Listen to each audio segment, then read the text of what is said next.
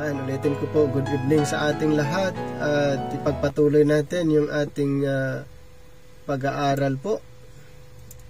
Ang subject na pinag-uusapan pa rin natin ay ang great blunder of the church. Great blunder of the church. Yun pa rin ang ating pag-uusapan. At ngayon po, dito tayo sa some dispensational questions. Alamin po natin yung mga ibang mga tinatawag na dispensational questions. We might ask many questions of men of God who have apparently made little or no effort to give any scriptural explanations as to the seeming contradictions and discrepancies in the Bible. So sa Bible po ay may mga tinatawag seeming contradiction pero hindi talaga contradiction. May mga seeming contradiction pero hindi contradiction. At ito naman ay nasolusyonan using the method of right division or rightly dividing the word of truth with a dispensational approach. Pero kung hindi masolusyonan, ito po ay magiging blunder. Yung mga parang contradiction sa Bible, pag hindi masolusyonan, ito po ay maging blunder or confusion sa church. Kung baga, yung iba, ini-ignore na lang ng iba, at mayroon pang iba na sasabihin, itanong na lang natin sa Panginoon pag nasa langit na. So, may mga ganun pong mga philosophy, itatanong na lang daw sa Panginoon pag nasa langit na dahil ayaw na nilang mag-aral. Ayaw na nilang mag-aral, ayaw na nilang magsaliksik. Kumbaga, huminto na sila at hindi na sila nag-desire na mag-aral pa. Okay? Kaya, magiging blunder of the church dahil na lang yung hindi na nila inaaral. In the interpretations and applications of the New Testament scriptures by denominational church leaders, the Bible is left with many seeming contradictions and discrepancies. So, ganun po ang nangyayari na may mga discrepancies, may mga contradiction at hindi na lang, kumbaga, pinabayaan na lang, kaya naipapasa lang, pasa-pasa. Yan, yung may mga seeming contradiction, yung parang mga confusion, ay naipapasa lang din next generation. Kaya ito po yung magandang time na tayo'y nag-aaral, at least pag i-share natin sa next generation, yung sigurado na. Okay? Yung sigurado na po ang i-share natin sa mga next na henerasyon. So, hindi katulad noon na kung may mga confusion or mga seeming contradiction, ay hindi na pinapansin at pinabayaan na lang na parang may mga tinatawag discrepancies na sinasabi ay hindi na pinag-uusapan. Kaya nga, ang nakakalungkot pa sa panahon ngayon ay naghahanap pa ng revelation. Naghanap pa sila na ang Panginoon mag-reveal sa kanila na yun yung solusyon. Yun. So, wala na pong ganun. Ang Bible ay kompleto, wala na pong bibigyan pa ng kahit anumang revelation. Okay? Ang Bible ay kompleto. Ang part lang po natin ngayon ay mag-aral. Study the Bible, rightly divided. Lahat po ay nasa Bible. Ang part natin ay mag-aral. Hindi na po kailangang humihingi ng mga revelation pa na mula sa ating Panginoon. Hindi na po. Ang part natin ngayon ay mag-aral. Kaya nga nakakalungkot dito, yung mga ibang preacher, teacher, or pastor ay inappoint lang agad na magiging pastor sa isang iglesia na hindi po nag-aral at ang kanilang philosophy o reasoning o point of reasoning ay bahala na ang espiritu na magturo sa kanila. Yun po yung Muslim na napapakinggan natin, na sasabing bahala ang teacher naman ay ang espiritu. So bahala na siyang magturo. So napakadelikado po na ganong philosophy, dahil ang pinag-uusapan po natin dito ay eternity. So magkakaroon ng tinatawag questionably ang eternity ng isang tao kung hindi po maayos ang kanyang pinaniniwalaan.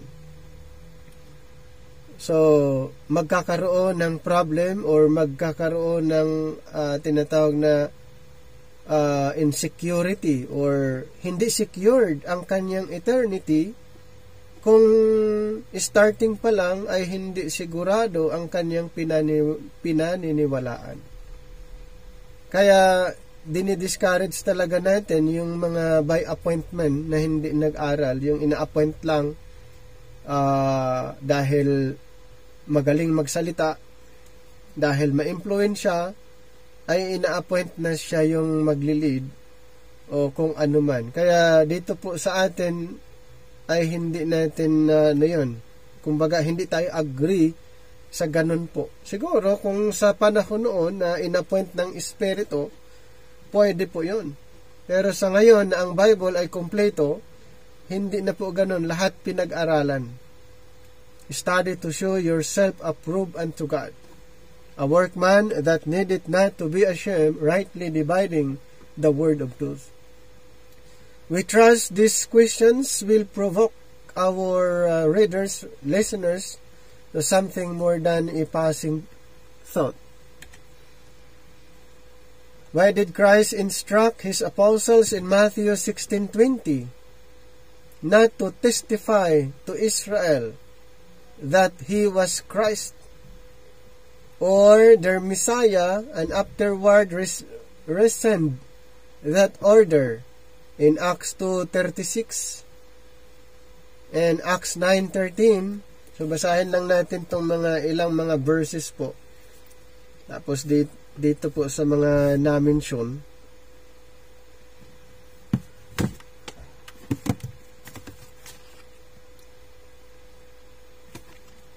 And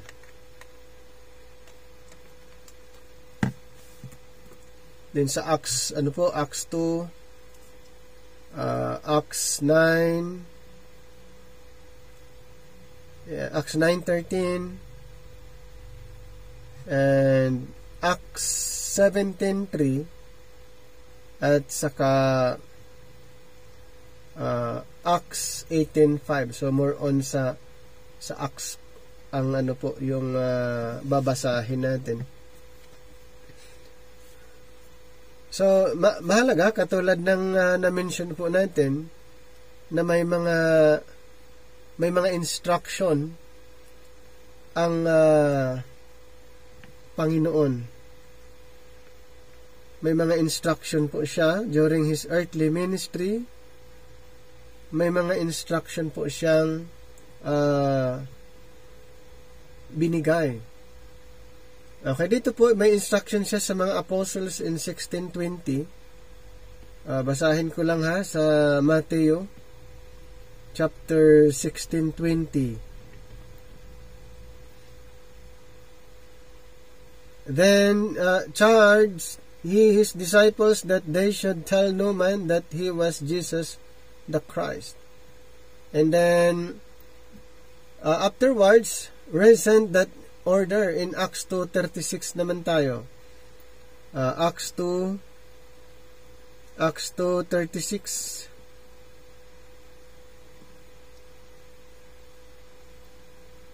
verse 36. Therefore, let all the house of Israel know. So, let all the house of Israel know assuredly that God hath made that same Jesus, whom ye have crucified, both Lord and Christ. Yung sa binasa natin kanina sa Matthew 16:20, tell no man. Pero dito naman sa 36, let all the house of Israel know. And Acts 9:13, punta naman tayo sa Acts 9:13. Chapter 9, verse 13. Then Ananias answered, Lord, I have heard by many of this man how much evil he hath done to thy saints at Jerusalem. And in Acts 17:3. Acts chapter 17, verse 3, opening and alleging that Christ must needs have suffered and risen again from the dead, and that this Jesus whom I preach unto you is Christ. And in Acts 18:5, and when Silas and Timotheus were come from Macedonia, Paul was praised in the Spirit and testified to the Jews that Jesus was Christ. So, yun po yung pero doon sa Matthew, not to testify to Israel that he was Christ or Messiah. Then later on, ay ipinapangaral na si Jesus Christ siya yung Messiah. So why did Christ denounce his people Israel as serpents? Yung mga Israelites, sinabihan niya na serpents and vipers in Matthew 23, Mateo 23,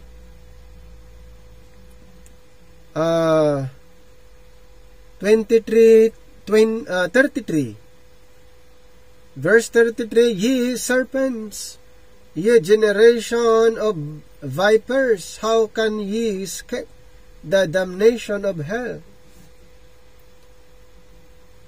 And then verse 34, wherefore, behold, I send unto you prophets, and wise men, and scribes, and some of them ye shall kill and crucify, and some of them shall ye scourge in your synagogues, and persecute them from city to city, that upon you may come all the righteous blood shed upon the earth, from the blood of righteous Abel unto the blood of Zacharias, son of Barachias, whom ye slew between the temple and the altar. Verily I say unto you, all these things shall come upon this generation. O Jerusalem, Jerusalem, thou that killest the prophets and stonest them which are sent unto thee, how often would I have gathered thy children together, even as a hen gathereth her chickens under her wings. And ye would not. In verse 38, behold, your house is left unto you desolate. For I say unto you, ye shall not see me henceforth, till ye shall say, blessed is he that cometh in the name of the Lord. And then after his death, have Peter addressed them so tenderly in Acts 3:17. In Acts chapter 3 verse Acts 3:17, 17, and now, brethren, I wot that through ignorance ye did it, as did also your rulers.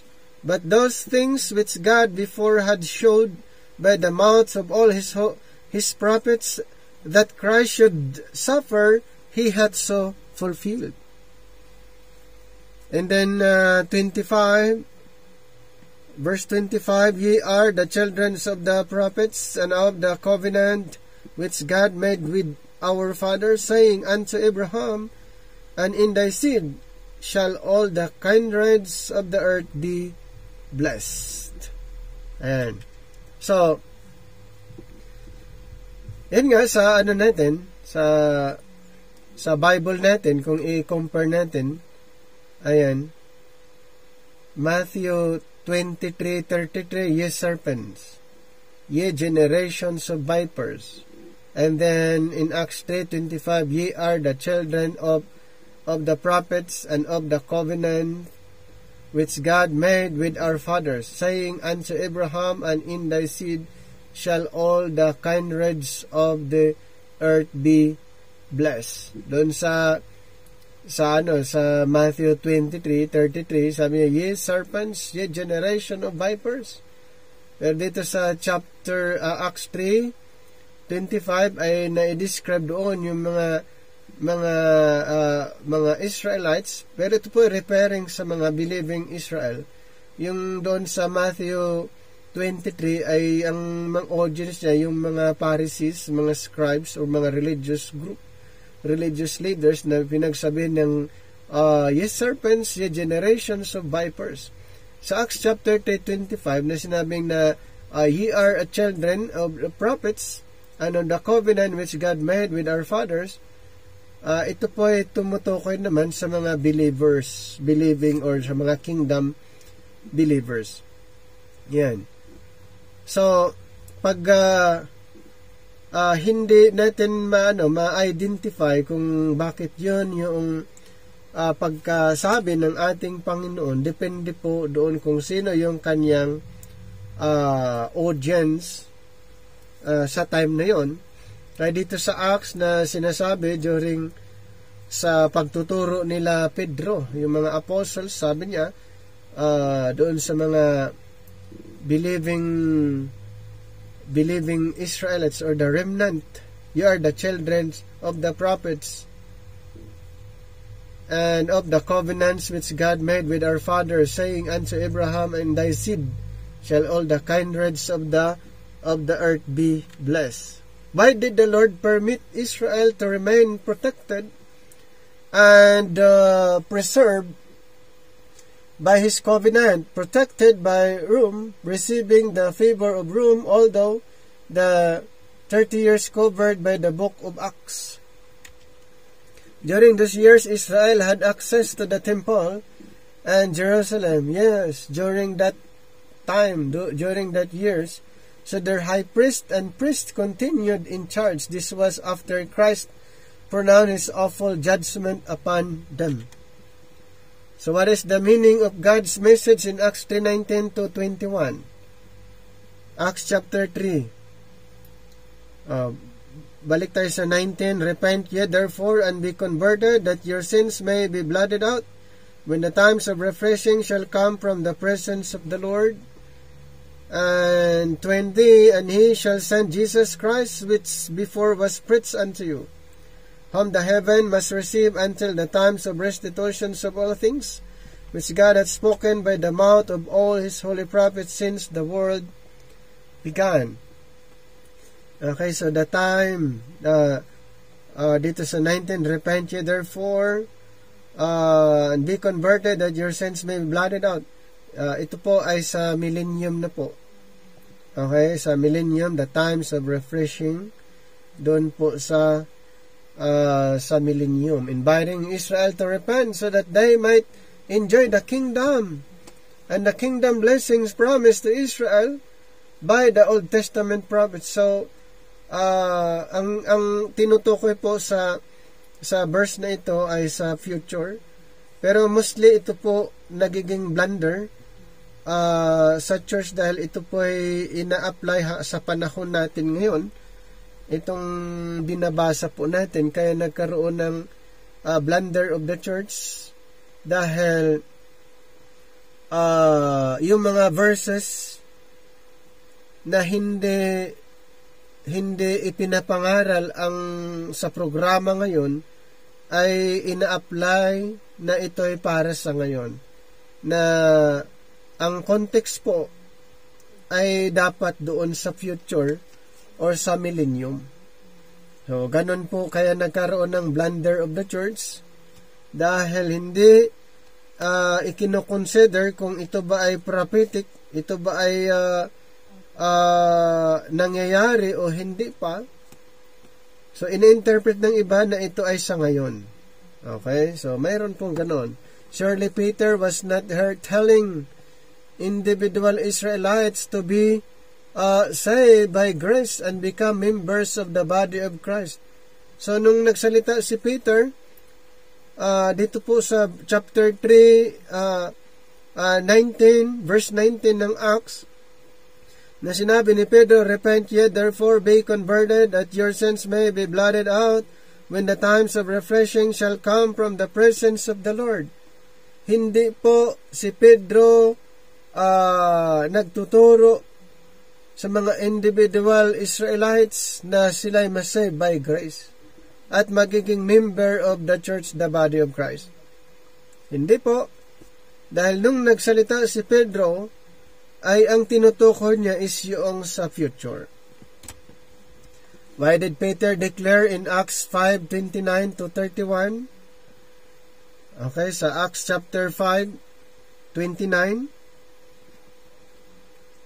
verse 29 to 31, "Then Peter and the other apostles answered and said, We ought to obey God rather than man."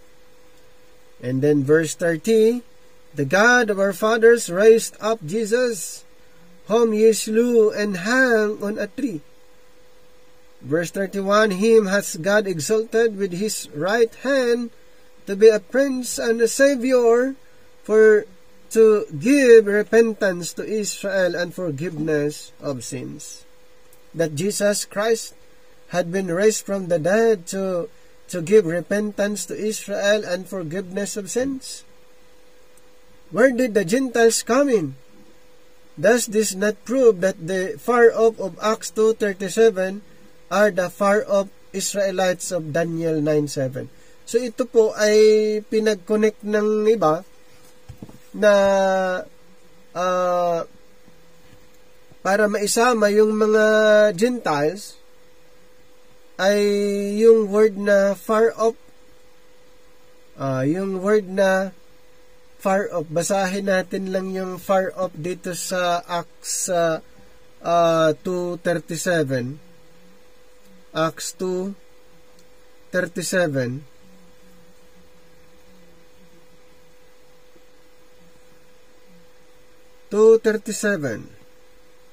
"Now when they heard this, they were pricked in their heart, and said unto Peter and to the rest of the apostles, Men and brethren, what shall we do?" And then, nasaan na yung far off? Mayroong dito yung word na far off na ininterpret. Okay, ininterpret na ay mga Gentiles. Far off. Doon sa sa Daniel. Okay, doon sa Daniel, basahin lang natin saglit habang natin yung far off dito sa Acts 2. Okay, yung sa Acts 2. Na ipinagko-connect, ikino-connect ng iba na yun ay mga kasama ang Gentiles dito sa Acts 2 dahil daw doon sa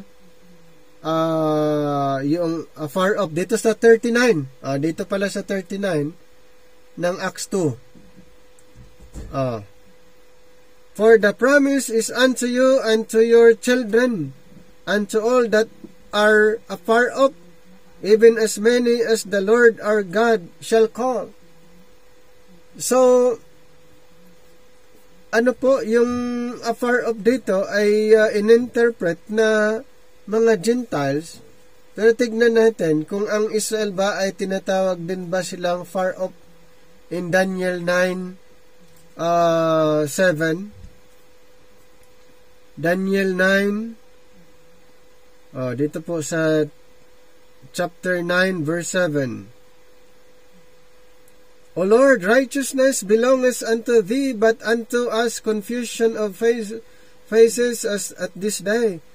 To the men of Judah, and to the inhabitants of Jerusalem, and unto all Israel that are near and that are far off. So mayroong Israel near and far off. So hindi ibig sabihin ng Acts 2 ay mga Gentiles na ini-interpret ng karamihan na yung sa Acts 2, yung far off doon ay mga Gentiles. Ay ang far off lang din dito ay referring sa mga Israel lang din. Kasi yun yung gusto nilang palabasin na sa Acts 2 ay may mga kasama doon sila'y na nakatanggap ng Espiritu. Okay? Nakatanggap ng Espiritu during Pentecost. Kaya yun po ang kinoconclude. Kaya nagiging blunder, nagiging blunder or confusion na supposed to be ay hindi po. Yan. Dapat ilagay lang din siya sa tama. Why was Paul chosen to be the apostle to the Gentiles and sent out after Peter preached to one company of Gentiles, the household of Cornelius? And why did Christ give Paul's gospel to him by special revelation and sent him to Gentiles to provoke Israel to jealousy? So after nga kila Pedro na nangaral, later on ang Panginoon ay tinawag si Pablo at ibinigay sa kanya yung gospel. So mayroong tinatawag na special revelation. At si Pablo ay ipinadala doon sa mga hintel ang purpose to provoke Israel to jealousy. In other words, why Paul? In Acts 13:46, Acts 13:46, Acts 13:46.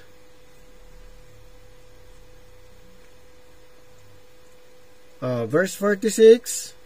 Then Paul and Barnabas waxed bold and said, It was necessary that the word of God should first have been spoken to you, but seeing ye put it from you and judge yourselves unworthy of everlasting life law, we turn to the Gentiles.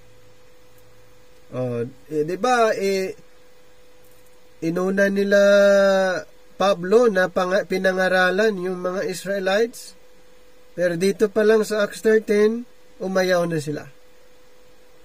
Kaya sa Romans 11:11, that the salvation is come unto the Gentiles. And the salvation is come to the Gentiles. Verse 11, I said then, have they stumbled that they should fall? God forbid.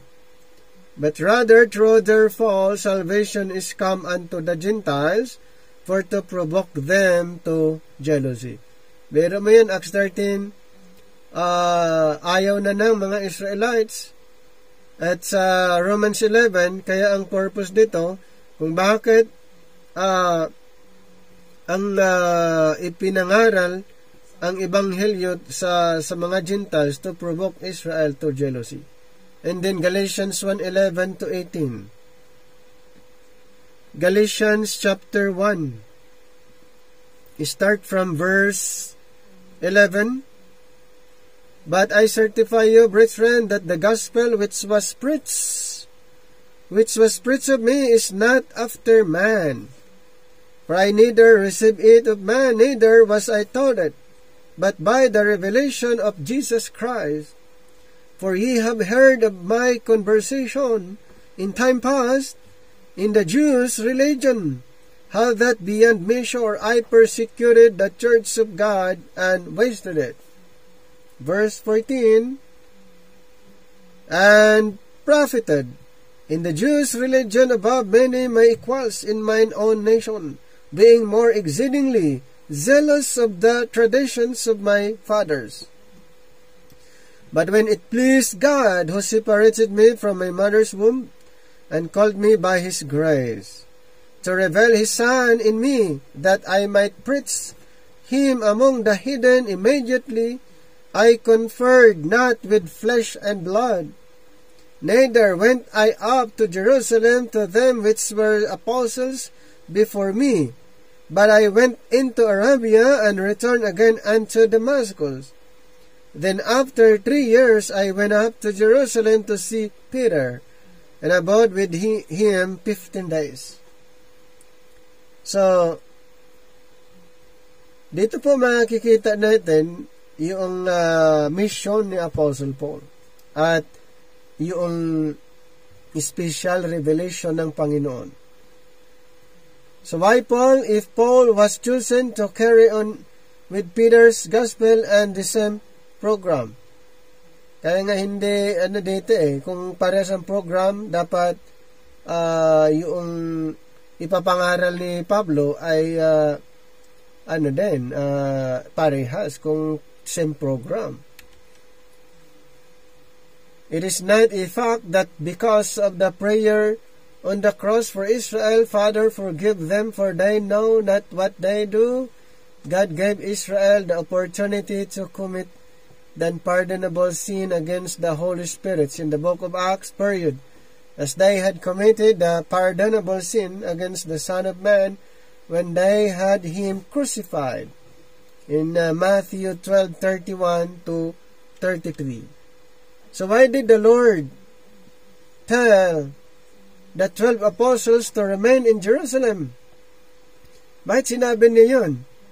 Na ang mga apostles ay manatili sa Jerusalem, and then the Apostle Paul to get out of Jerusalem. So yung mga 12 apostle ay sinabihan na manatili sa Jerusalem, and then si Apostle Paul naman ay sa outside Jerusalem. Diba dito sa Acts 8:1 ang mga apostles nasa Jerusalem lang sila? Acts 8:1.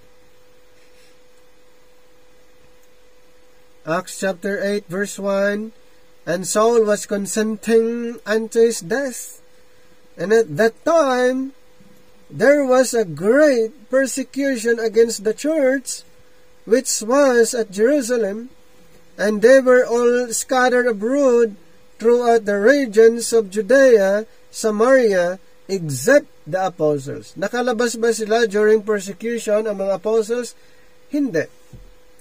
Ang mga nakalabas po, yung mga tinuruan, yung na-scattered, yung mga tinuruan, pero yung the apostles ay nandoon lang po. Okay? And then Acts 22:17.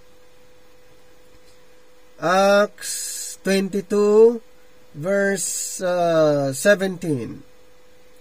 And it came to pass that when I was come again to Jerusalem, even while I prayed in the temple, I was in a trance. And verse 18, and then saw him saying unto me, make haste, and get thee quickly out of Jerusalem. Tignan niyo po, itong si Apostle Paul ay sa out of Jerusalem, and then the 12 apostle ay doon lang po sila sa Jerusalem. During persecution, hindi po sila nakalabas. Pero ito si Apostle Paul, clear na mayroong utos sa kanya, may instruction sa kanya. Ang sabi, get thee quickly out of Jerusalem, for they will not receive thy testimony concerning me. Verse 19, and I said, Lord, they know that I imprisoned and beat in every synagogue them that believe on thee. And when the blood of the martyr Stephen was shed, I also was standing by, and consenting unto his death, and kept the remnants of them that slew him. 21, and he said unto me, Depart, for I will send thee far hence unto the Gentiles. Diba, clear ba yung instruction ng Panginoon kay Apostle Paul outside Jerusalem? At yung mga apostles ay within Jerusalem. So yun po yung yun po yung clear na instruction dito po kung i-compare natin ang apostles and then Apostle Paul. Magkakaiba po. Ang context ng kanilang mission ay magkakaiba. So, paano magiging blunder po? Pag isahin ang ministry ni Pablo at ministry ng mga 12 apostol, ito po ay magiging blunder of the church. Magkaroon po ng great confusion. Why was it that some years after Christ told the 12 to disciples all nations and preach the gospel to every creature? And they accepted Paul's instructions to limit their preaching to the circumcision. Matthew 28:19 and 20. Mateo 28. 28, start from 19. Go ye therefore and teach all nations, baptizing them in the name of the Father, and of the Son, and of the Holy Ghost, teaching them to observe all things whatsoever I have commanded you. And lo, I am with you always, even unto the end of the world. Amen. And in Mark 16:14. Mark 16:14 to 16. Verse 14, afterward he appeared unto the 11 as they sat at meat, and upbraided them with their unbelief and hardness of heart, because they believed not them which had seen him after he was risen. And then verse 15, and he said unto them, Go ye into all the world, and preach the gospel to every creature. He that believeth and is baptized shall be saved, but he that believeth not shall be damned. And then verse 17, and these signs shall follow them that believe. In my name shall they cast out devils, they shall speak with new tongues. 18, they shall take up serpents, and if they drink any deadly thing, it shall not hurt them. They shall lay hands on the sick, and they shall recover. Verse 19, so then after the Lord had spoken unto them, he was received up into heaven, and sat on the right hand of God. 20, and they went forth and preached everywhere, the Lord working with them, and confirming the word with signs following. Amen. Yung instruction, nakita niyo po yung instruction ng mga apostles, Matthew 28 and Mark 16. And then, kung pupunta tayo sa Galatians 2:9, kung babasahin natin, yung sa Galatians 2:9, Galatians chapter 2, verse 9, Parthians and Medes, Elamites, and dwellers in Mesopotamia, and in Judea and Cappadocia, in Pontus and Asia. So, who went into all the world to preach to the nations? Sino po sa kanila, sa mga yon, na pumunta sa lahat ng bansa? Ayun na kanina, binasa natin sa Acts 8:1, ang mga apostles nasa Jerusalem lang during the persecution. And then who went into all the world to preach to the nations? Colossians 1:6. Colossians chapter 1, number 6, which is come unto you as it is in all the world, and bringeth forth fruit, as it doth also in you since the day ye heard of it, and knew the grace of God in truth. At dito pa sa sa 1 Timothy 2:5. 1 Timothy chapter 2 verse 5 to 7. For there is one God and one mediator between God and man, the man Christ Jesus, who gave himself a ransom for all, to be attestified in due time, whereunto I am ordained a preacher and apostle. I speak the truth in Christ, and aligned a teacher of the Gentiles in faith and verity. Okay, so si Apostle Paul, siya yung teacher, preacher, apostle of the Gentiles. Then, idagdag natin ang 2 Timothy 4:17. 2 Timothy chapter 4 verse 17.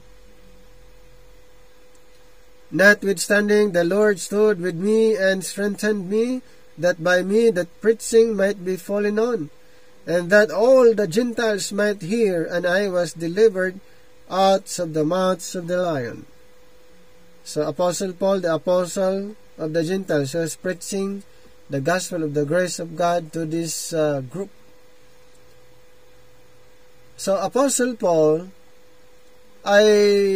since na during his ministry, Jews and Gentiles alike. Kaya pag siyang who went into all the world to preach the nations, ay si Apostle Paul. Siya po. Kaya nga na-mention doon sa Acts, binasa natin na siya po inutusan na go out to Jerusalem and then ipapangaral sa mga hintel ang ebanghelyo na kaniyang natanggap. So in the lights of these questions and the scriptural answers, is it not in fact that the Christian preacher who preaches that the nation Israel was set aside before Peter with the 11 preached on that day of Pentecost does greatly err, not knowing the scriptures? Why Acts 13:40 and 41? Beware if it had already happened. Okay? So, malinaw. Okay, malinaw. Na itong mga apostles, kaya nga kung mapansin sa during Pentecost, ay nagtuturo.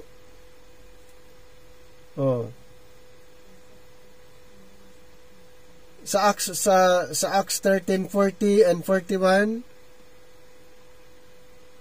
balik tayo doon. Acts chapter 13:40.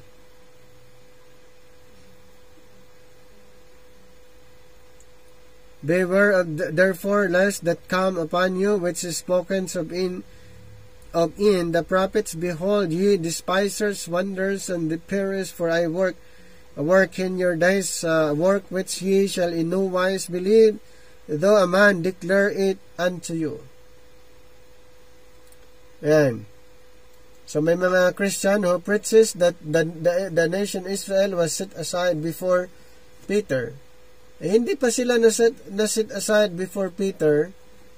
Okay, dahil nga during Pentecost ay nagtuturo pa sila na set aside lang ang mga Israel nung nai-rebelled ang dispensation of grace. Kasi gusto nilang palabasin, nasa Acts 2 nga, yung dispensation of grace. So gusto nilang i-prove na before that ay naset aside na ang nation. Hindi po, nung nai-rebelled lang. At yung sinabi ni Apostle Paul na sa Romans 11:11, doon naset aside during the dispensation of grace, unti-unti po silang na-diminish. Why after the words of Christ in John 12:37 to 42. John chapter 12, 37. But though he had done so many miracles before them, yet they believed not on him, that the saying of Isaiah the prophet might be fulfilled, which he spake, Lord, who hath believed our report? And to whom had the arm of the Lord been revealed? Verse 39. Therefore they could not believe, because that Isaiah said again, He hath blinded their eyes and hardened their heart, that they should not see with their eyes, nor understand with their heart, and be converted, and I should heal them. 41. These things said Isaiah when he saw his glory and spake of him. Nevertheless, among the chief rulers also many believed on him, but because of the Pharisees they did not confess him, lest they should be put out of the synagogue. Thus God grant to Israel the privilege of repenting for some time after the day of Pentecost, and for 7 or 8 years restrains his apostles from preaching to Gentiles. Kaya nga sa John 12:37, balikan natin sa 37, but though he had done so many miracles before them, yet they believed not. So, doon pa lang mayroon ng may marami na hindi naniniwala. Kahit ang Panginoon ay binigyan sila ng chance, pero mas marami pa rin na hindi naniniwala. During Pentecost ay inoffer, kaya meron tinatag na kingdom inoffer ang pagtuturo, pero ganun pa rin, hindi lahat. Okay, hindi lahat naniniwala. So, Acts 28:25 to 28, ganun din po yung ayon sa na-mention dito sa John chapter 12, na ayaw talaga nila, reject nila yung patungkol kay Kristo, ayaw nilang paniwalaan. So, the delay in executions until after the Acts periods had passed. Why was there during the Acts period one order for the Jews that believed and another order for the Gentiles that believed? So, Acts 21:18 to 20. Acts 21,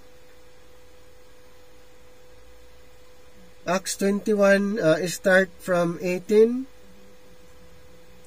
And the day following, Paul went in with us unto James, and all the elders were present.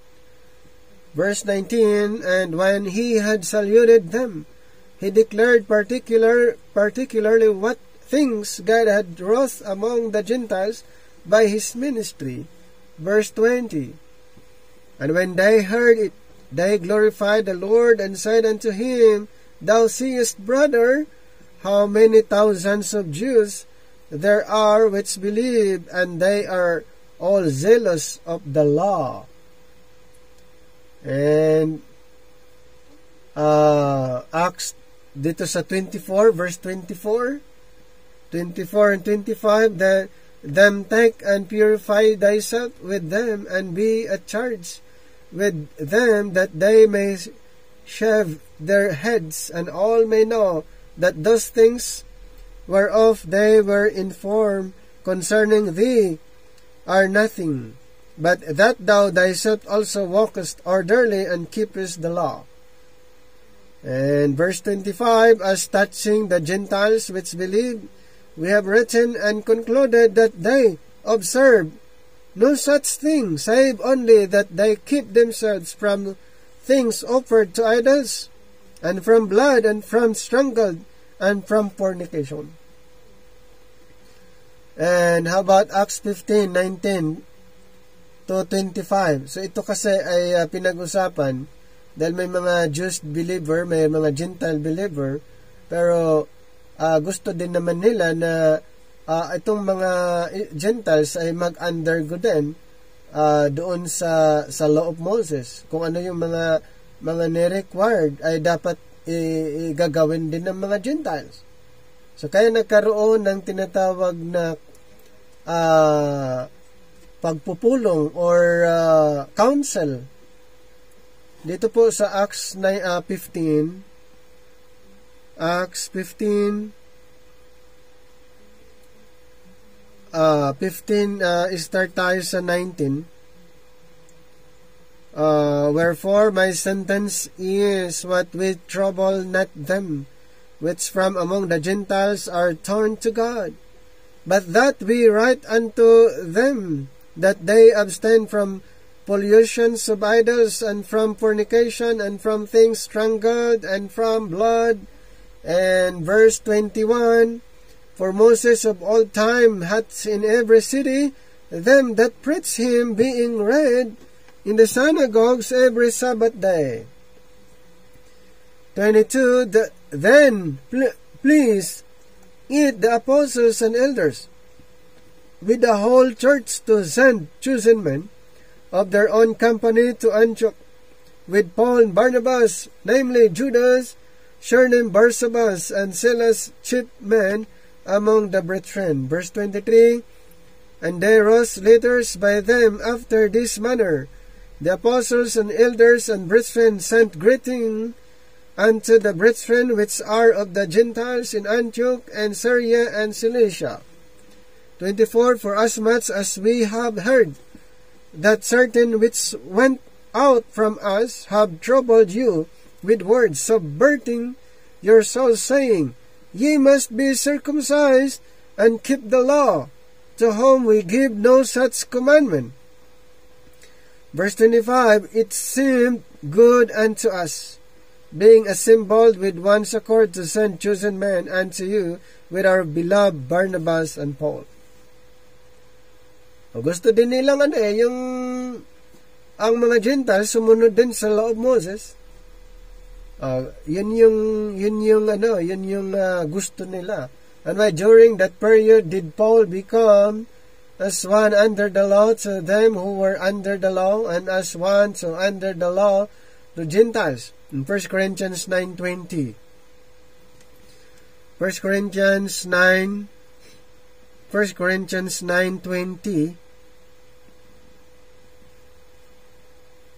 Verse 20, and unto the Jews I became as a Jew, that I might gain the Jews. To them that are under the law, as under the law, that I might gain them that are under the law. So, bakit si Apostle Paul ay ginawa niyan? May siyang purpose. To win the Jews. Ginagawa niya, mayroong purpose to win the Jews. Hindi katulad nung ginawa ng mga Israel, yung mga Gentile believers ay gusto din nilang mag-perform or gumawa, mag-observe ng kung ano yung nakasaad sa kautusan.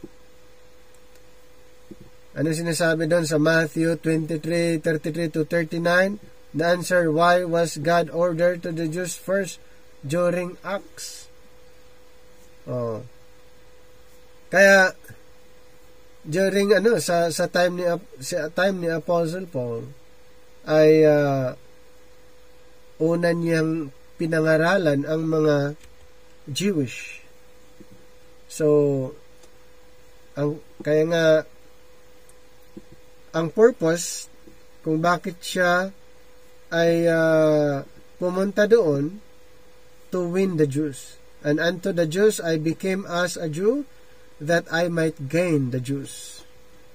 Why is it that so many church leaders have been so influenced by denominational creeds and so blinded by tradition that they have neither thought nor believe in Romans 11:25?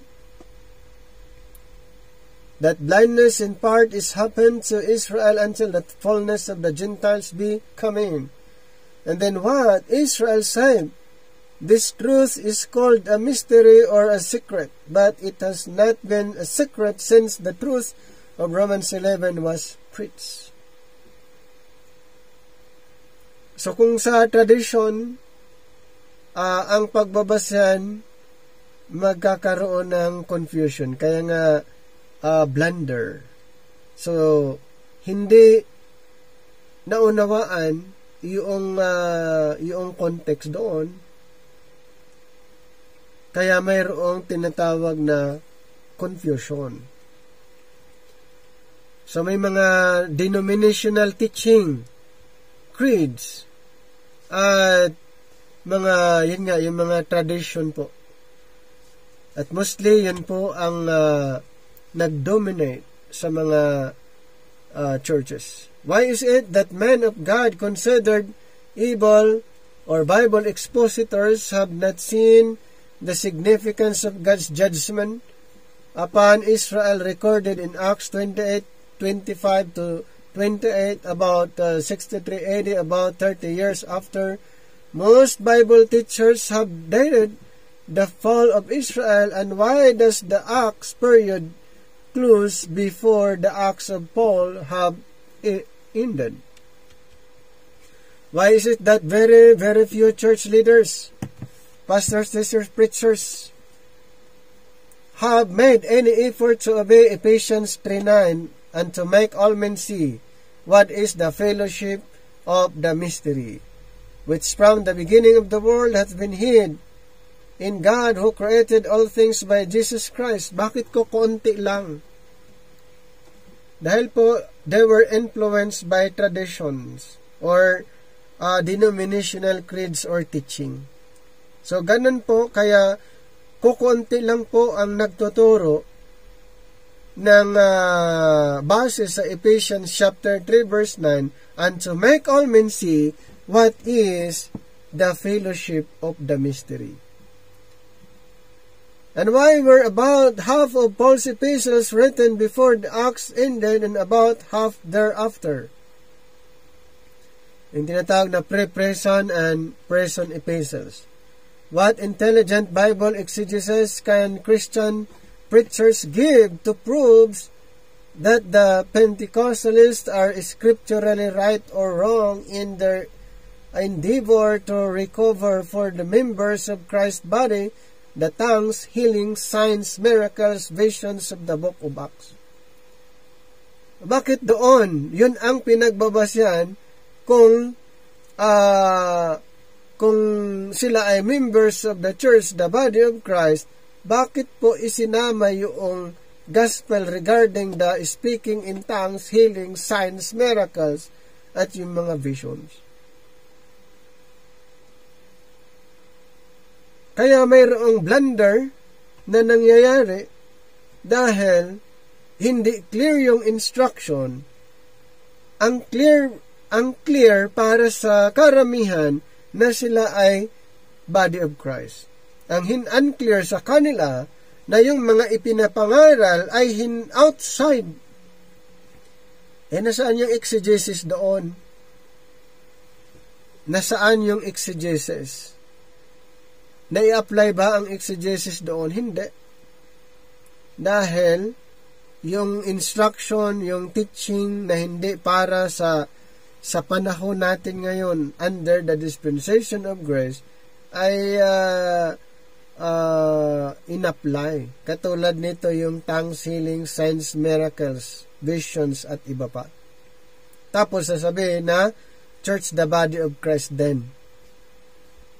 Kung church the body of Christ, hindi po kasama ang mga teaching na ito dahil ito ay teaching under the kingdom program. Is there no scriptural antidote for their fanaticism? Is there no cure for their religious disease? Is not the message and spiritual program of Peter in Acts for the church today? Alam nyo, may antidote dyan, rightly dividing the word of truth. Mayroon pong solution dyan, right division. Rightly dividing the word of truth is the key to understanding the Bible. Yun yung susi. Halimbawa, kung wala ang rightly dividing the word of truth, ito po ay mahirapan tayo alamin ang mga antidote sa mga ito. Surely it must be admitted committed by every thinking person if there was no change in God's divine program after the Acts period closed, that Pentecostalists are the only Christians who are making any effort to carry out the commission and program of Mark 16:15 to 18 and to perpetuate the message and acts of the apostles and Christians of the Acts period. Kung wala pong changes sa programa. Tama? Kung walang changes po sa programa ng ating Panginoon, ganon po ang mangyayari. Dispensationalism is the only cure. Dispensationalism, right division, is the only cure for the doctrinal blunders of the church. Nakuha niyo po? Nakuha niyo yung point ko doon? Dispensational right division is the only cure for the doctrinal blunders of the church. Paano? Hindi lahat ng church ay ipinapangaral ang dispensational right division. Masusumpungan kaya ang cure? Hindi. Diba? Ito po yung cure. Pinag-aaralan na po natin ang cure. Pinag-aaralan na po natin para hindi tayo maisama doon sa doctrinal blunders.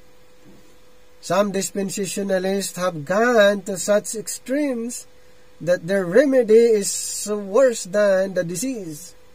This remedy, sometimes called Bollingerism or hyper-dispensationalism, leaves the students with just as many blunders. So kung familiar kayo sa Bollingerism, hyper-dispensationalism, mas delikado naman, mas dumami ang blunders dito. Okay? Under sa group ng Bollingerism or hyper-dispensationalism. On the other hand, the generally accepted dispensationalism of those who have accepted and are propagating the dispensational divisions of Plymouth Brethren have no cure for Pentecostalism, inasmuch as this Plymouth Brethren premillenarians began the body of Christ, so the dispensation of the mystery. So the dispensation of the grace of God before Saul of Tarsus was converted before he received his revelations of grace from heaven, before the dispensation was committed to him. And these teachers with such teachings are utterly helpless to render any scriptural aid to those who have been led into the Pentecostalist delusions.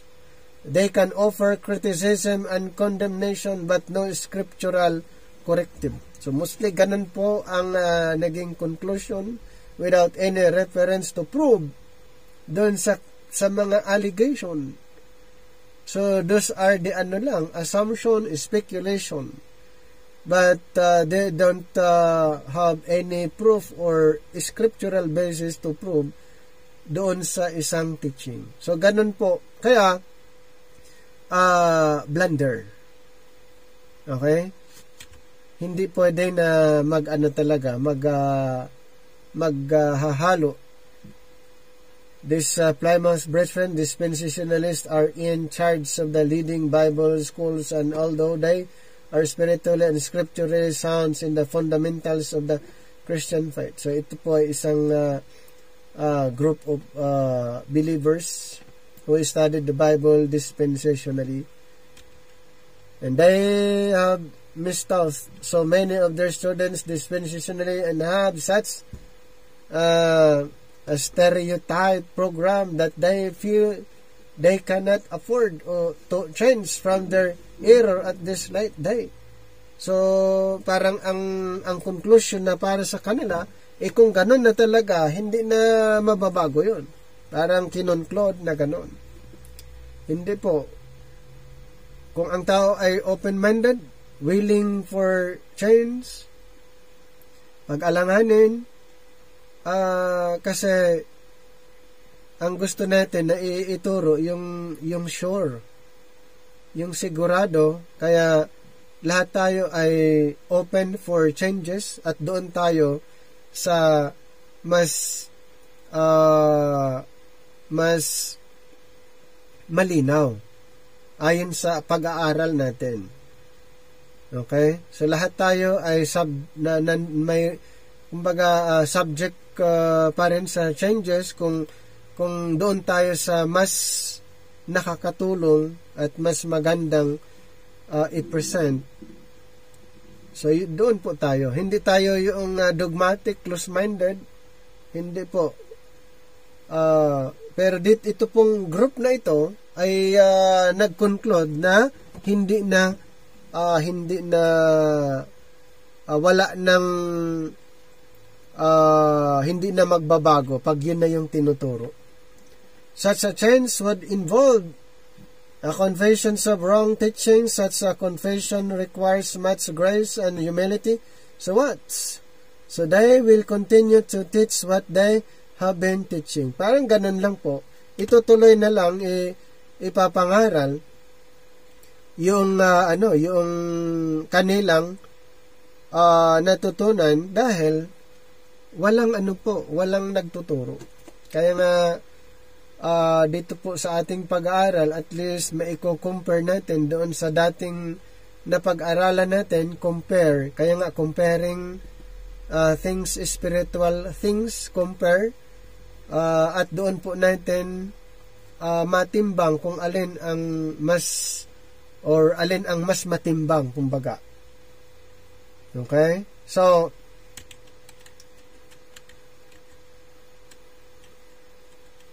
we are going to this studied detail under the threefold heading of circumcision, baptism, the Lord's Supper. So marami pa po tayong mga pag-aaralan at ulitin ko po,